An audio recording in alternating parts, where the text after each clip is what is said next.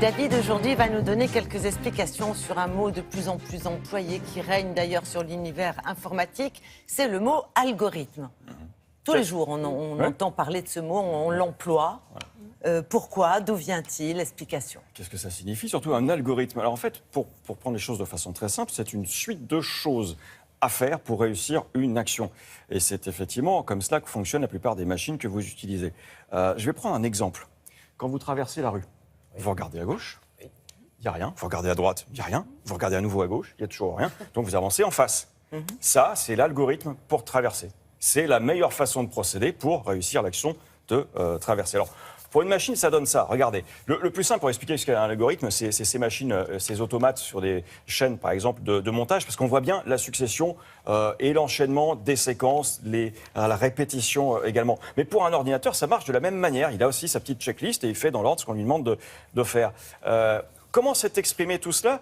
Avec un langage le plus basique possible, parce que la machine ne comprend pas.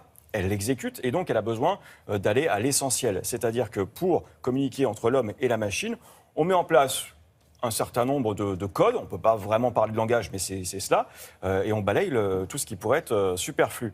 Maintenant, comment on peut se figurer ce qu'est un algorithme? Il faut imaginer en fait un carnet à spirale. Donc vous avez votre petit carnet à spirale et vous tournez page après page.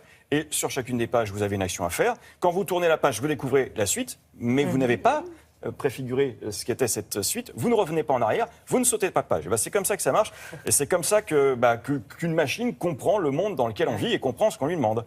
Donc en fait, c'est un peu l'univers informatique et l'univers des machines qui déteint sur notre quotidien dans la façon de s'exprimer.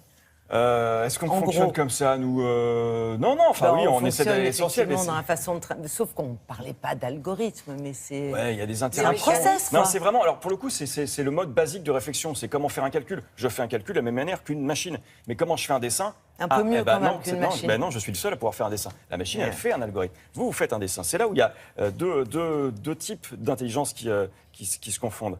Qu'est-ce que je vais vous dire? Je reviens sur l'exemple de traverser la route. Oui. Parce qu'on peut intercaler des pages aussi dans notre petit calepin. C'est-à-dire qu'à un moment donné, vous regardez à gauche, toujours le même exemple, vous avez une voiture et vous vous demandez, elle est à combien? Elle est à 200 mètres. Vous demandez à quelle vitesse elle va? Elle va à 60 km/h.